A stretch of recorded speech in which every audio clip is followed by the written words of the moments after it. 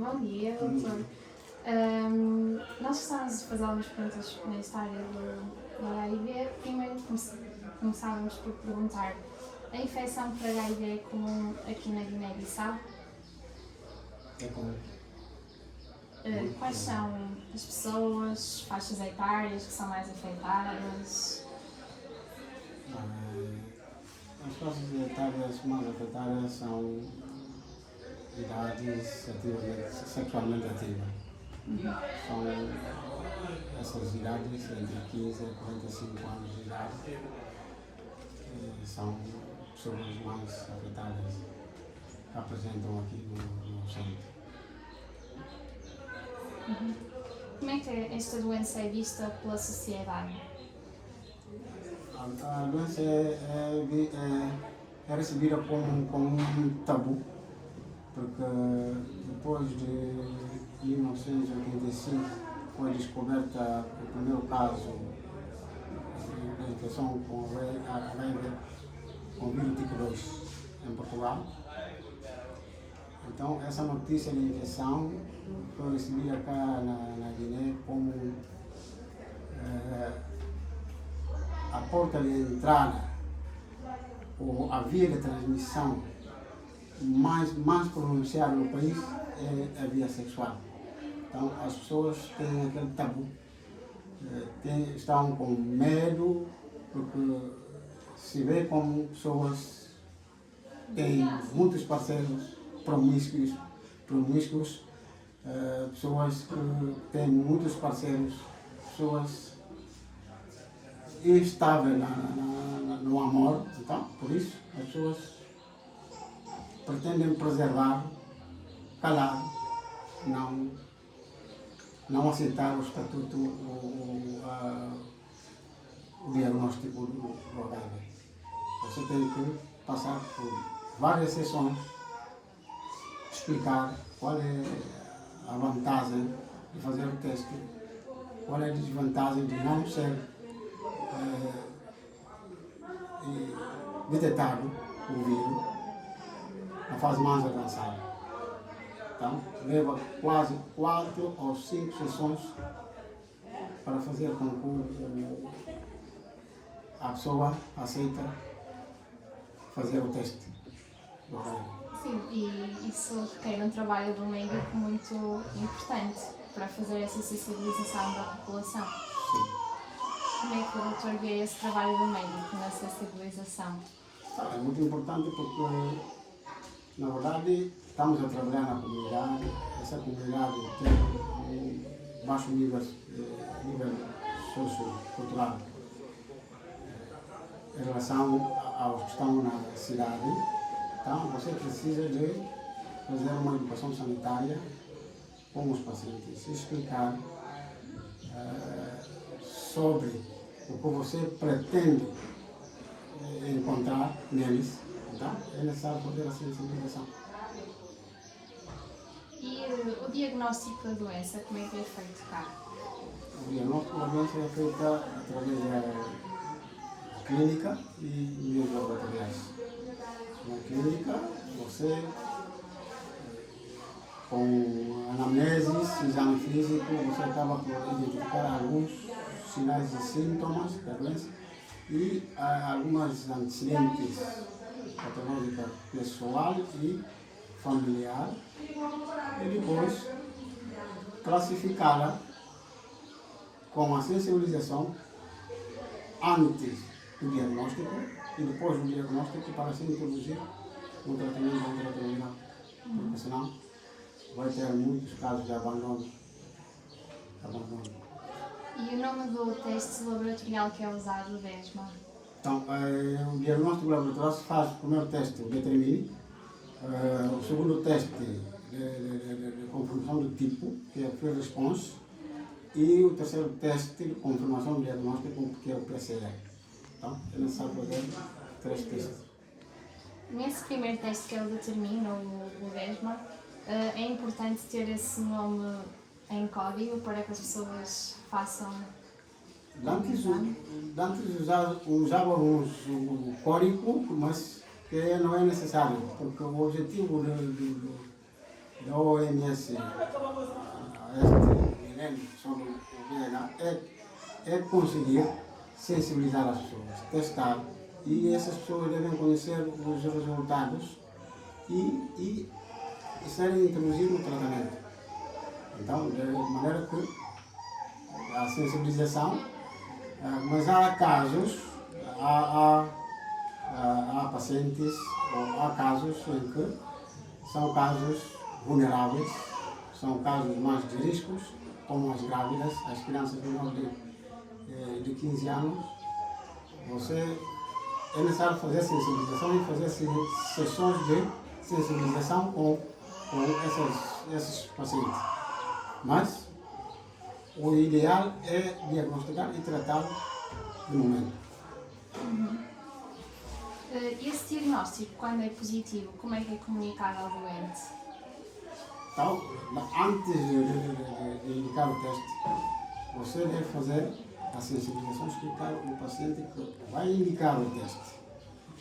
E o teste tem a possibilidade de ser um resultado positivo ou negativo.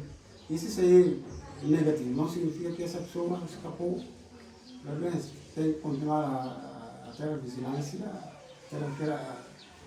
continuar com aquelas medidas de proteção. E se tiver positivo, ele aceita o resultado. O problema é aceitar o resultado. Depois aderir ao tratamento. Em relação ao tratamento ele é feito com antirretrovirais? Sim, tratamento antirretroviral. Há vários antirretrovirais que dão efeitos colaterais, mas esses efeitos são explicados já na educação terapêutica. Você faz o paciente saber que o efavirenz, por exemplo, pode provocar uma alucinação, delírio, problemas neurológicos, e zilovulina, por exemplo, pode levar o paciente na anemia. Assim. Então, você explica o tenofovir, por exemplo, pode levar o paciente na insuficiência renal. Então, era necessário explicar ao paciente os efeitos que os medicamentos podem conter. E os pacientes que tomam o cotrimoxazol Bactrim como profilaxia, então o Bactrim tem efeito de provocar alergia aos pacientes. E quando você não explica esses efeitos colaterais ao paciente, se tiver, nunca vai aparecer o paciente para tomar medicamento. E esses métodos de tratamento são gratuitos? São gratuitos. A maioria dos exames são gratuitos. Porque... Ok. Também temos mais uma pergunta séria em relação a isso da medicação. Se é muito comum as pessoas abandonarem a medicação, já que é uma medicação crónica, ou se as pessoas normalmente começam e continuam o tratamento até ao fim da vida. Há muitos casos de abandono. E estão a registrar-se casos de resistência às moléculas da primeira linha. Quando se verifica a resistência cruzada desse medicamento, então o paciente deve se mudar de primeira linha para a segunda linha, ou de segunda linha para a terceira linha. É muito complicado, mas há casos de abandono no país. E estamos a tratar muito sério na educação terapêutica. Educação terapêutica, muito salutar, porque ali o paciente tomar medicamento todos os dias se sente muito complicado, muito incomodado, acaba por abandonar. É esse maior motivo, essa questão de ter de tomar medicamentos todos os dias, ou o doutor da sua experiência encontra mais motivos? O problema o problema é a acessibilidade, porque embora notamos este tratamento comunitário, as pessoas vivem longe, às vezes, da estrutura sanitária. Então, pegar o carro, pagar dinheiro para vir cá, sair de 7, 8 ou 10 quilômetros, custa muito. E a outra coisa, as pessoas ainda têm aquele tabu, porque a doença é interpretada como, tradicionalmente, como dizem os colheiros. Algumas etnias da Guiné dizem que a pessoa tem sereno, herpes zoster. Sim. Então, esse herpes zoster, a pessoa acaba por meter no proleiro. Muitas pessoas, muitos doentes da HIV vão ao proleiro. Só depois de ficarem mal, ou estarem no estado mais avançado da doença, estado clínico 3 ou 4, é que aparecem no seu. Quando aparecem, depois é com complicações muito graves. Muito grave. Quais são as complicações que costumam ver mais? Assim? Alguns aparecem aqui com complicações de doenças oportunistas. Essas doenças oportunistas acabam por sacrificar o doente. Vem com tuberculose, por exemplo, pneumonia, pneumociste juverense, outros vêm com a capós, diarreia, com desidratação grave, ali fora. E aqui na Guiné-Bissau, como é que a pessoa é acompanhada? Tem consultas frequentes? Sim, porque damos aqui a facilidade ao paciente ou à pessoa convivente com o VIH, porque o seu cartão, por exemplo, de controle, há registro há números dos técnicos que estão a trabalhar no centro de tratamento ambulatório, por exemplo, aqui no CTA. E a comunicação também nos facilita fazer regressar outras pessoas para virem continuar tomando medicamento. Normalmente fazem comunicação, Sim. então, para as pessoas virem cá. Sim. Ok. Quanto em quanto tempo é que vêm, mais ou menos? Como? De quanto em quanto tempo vêm? Mensual. Pacientes irregulares, que você entende que esse paciente não é está tomando medicamento, mas de forma irregular, é mensual. Cada 30 dias vem controle. Ok. As outras pessoas ou outros pacientes estáveis, mais ou menos, podem fazer controle cada 3 meses ou cada 6 meses. Muito bem. Em relação à prevenção da doença, que é uma parte muito importante, que nós temos visto que o doutor tem trabalhado muito aqui na sensibilização das pessoas, na educação, existem vários métodos de prevenção da doença. Quais é que acha que são os entraves da adesão da população aos métodos de prevenção da doença? O uso da camisinha. É salutar o uso da camisinha, mas para fazer que as pessoas tomem essa consciência é muito difícil. Sim. Porque casamento como as pessoas casam aqui. Você vê uma adolescente de 15, 16 anos casar com um velho. E muitas das vezes esse velho não está preparado, não sabe o que é camisinha.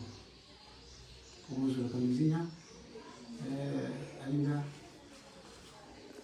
faz muito. Então, outros métodos também têm problemas, porque nessa comunidade aqui em Quinhamé, há ainda pessoas que fazem parto domiciliar. Então, como é que não entendem nada? Há madronas que fazem parto domiciliar e as mulheres que acreditam nessas mulheres que fazem parto na comunidade e entram sempre em contato com com diferentes líquidos corporais, acabam por infectar-se. Aqui a prática de circuncisão se faz em grupo. Então, é muito complicado ter só um material portante para se fazer aquela prática por várias crianças ou vários adultos. Só com esse material portante. É difícil.